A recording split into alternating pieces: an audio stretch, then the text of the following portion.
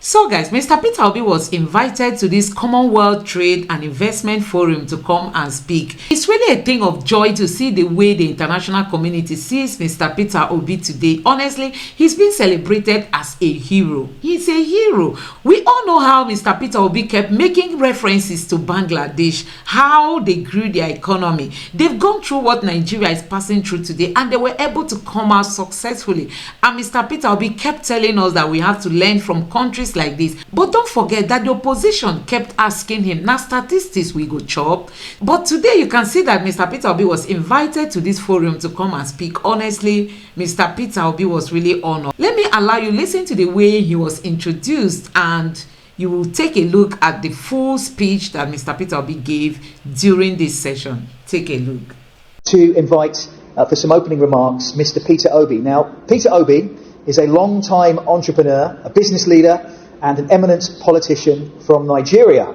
Mr. Obi's sense of enterprise fostered his involvement in local and national Nigerian politics, including his role as Governor of Anambra. So please help me in welcoming him to the stage. Peter Obi.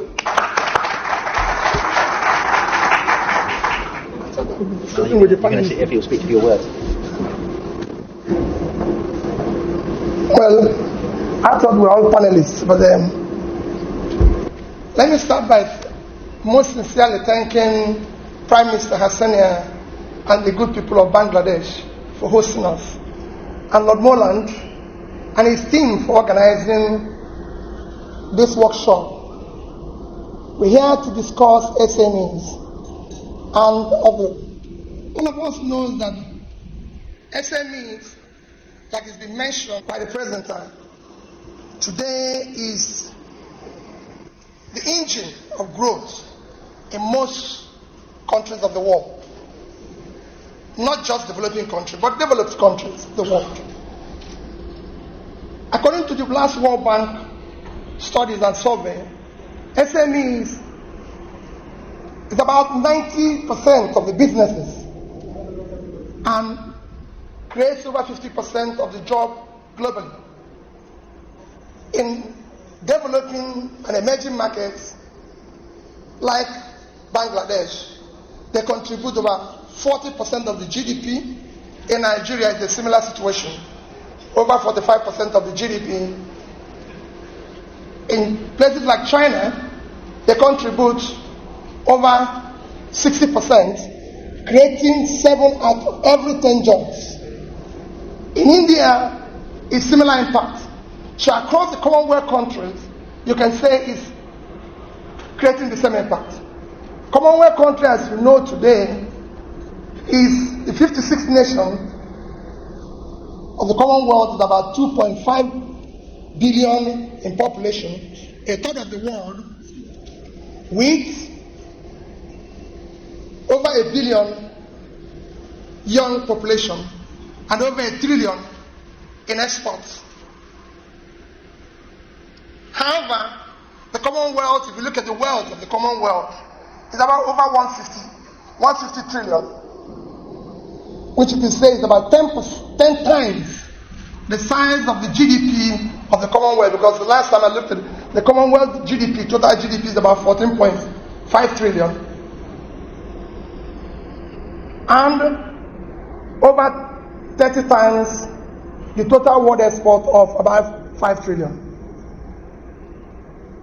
What we are going to discuss today is the issue of how to formalization and internationalization of SMEs, which is critical for the Commonwealth as a family.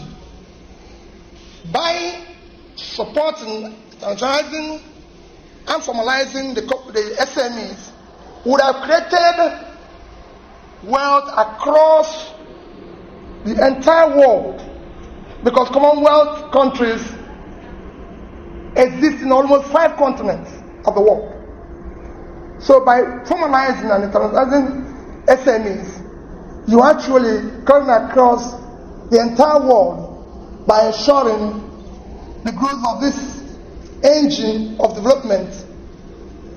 But there's a problem within the SMEs, which I'm sure the panelists will be giving attention to. While this critical engine of growth is what is desired in today's world to be able to develop, especially, I keep saying, within the Commonwealth family. Because if you look at the scope of what they are going to add, is huge. If you look at the global economy, while I said they are a third of the population of the world, but if you look at the world GDP, it's about 100 trillion, and you look at the GDP of the Commonwealth, it's 14.5 trillion, which means they're just about 15% of it. If you look at the per capita, the global per capita of the world is about $10.7, $10,700. But within the Commonwealth family, it is just $3,500. So you could see there's a lot of scope for growth, because most of the countries in the Commonwealth family are actually within the poor countries of the world, but with so much potential.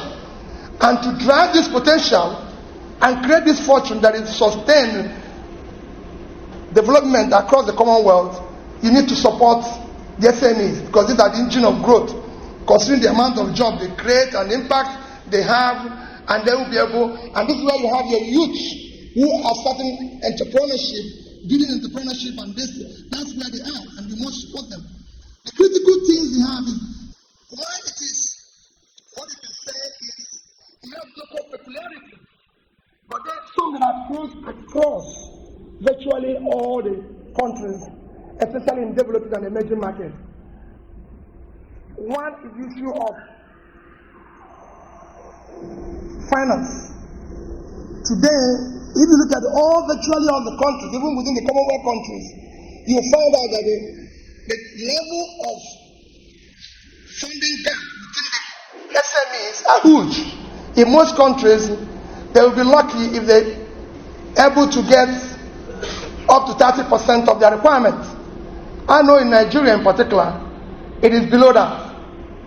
In Bangladesh here, it is about 30-something%. And in most countries that I studied, it's a similar situation. So the funding gap is huge, because banks and lending institutions prefer to lend to the corporates rather than lend to this engine of growth, because of, again, it has to do with issues of formalization, issues of internationalization, and other things that are associated with it. So lending to them is difficult, and they avoid it. Two is the issue of taxation. You have all sorts of local taxations that are applied to them, and everything. The regulatory environment is hostile to them. I always use Nigeria as an example. The corporates are big and everything, and can get away with so many things that the small businesses can't get away with. They have issues of infrastructure, poor infrastructure. In Nigeria, you look at electricity issues to road, like but more than said today when we're talking about Cameroon, and said they have similar road conditions as Bangladesh. These are issues that you see in most of the emerging markets, and this affects more small businesses. They have issues where, because of lack of formalization, they are not able to explore international markets. So these are issues that affect them. To deal with these issues, the Commonwealth as a family needs to intervene in various countries, and various countries look at their policy. If they have a policy that is targeted, a favorable policy that is targeted to SMEs, to help them to formalize, have proper registrations and everything, which are happening in some countries like China and Indonesia today, that have a special ministries and departments that focus on support of SMEs. This will go a long way in helping them to formalize, help them to have all the registrations, and a competitive government having favorable policies that will support them. Again, on issue of financing, countries have to look at the overall credit of the nation, and the overall this, and probably dedicates a particular percentage of credit or lending to SMEs, like it is in China. It's about 25%. And similar situation in Indonesia. I must say that credits to SMEs in Bangladesh have been quite impressive, though not what it should be. But in other countries, like in Nigeria and Africa, they need to do more. There needs to be a dedicated percentage of the overall country credit lending that should go to SMEs, being that this is the engine in which those countries can grow and be able to build sustainable development and improve the economy. You need to have a situation where not just policies, there should be a clear physical support where government are supporting businesses. A monetary support like it's happened in China and Indonesia and other places. With these favorable policies and everything, we'll be able to start turning around the economies within the Commonwealth families. Like I said before, there's opportunity for growth within the Commonwealth family. If you have a situation where you have support, clear support within the SMEs, and they're giving the support for international within this family, you could easily double the exports. You could easily double the intertrade within this huge family, which goes across 5 continents, and with that, increase the overall well-being. I showed you the gap that while the average per capita is 10,700, there are 3,500. So imagine today if you double that per capita. Imagine today if you double that their GDP. Because if they're a third of the population of the world, their GDP should also be a third of the world, not 15%. So there's quite a gap that you can close if you get it right by favorable support within the Commonwealth family. And this is something that is achievable. Thank you for listening. So guys, when we tell our politicians to set their records straight, they think you are just trying to, force them to do the impossible. It is good to have a clean record, have a straight record. Peter Obi is a man that is known, not to be involved, in any corruption, no crime, nothing. And this is why people find it easy, to associate with him. Peter Obi has really set an example. He has set the pace for people to follow.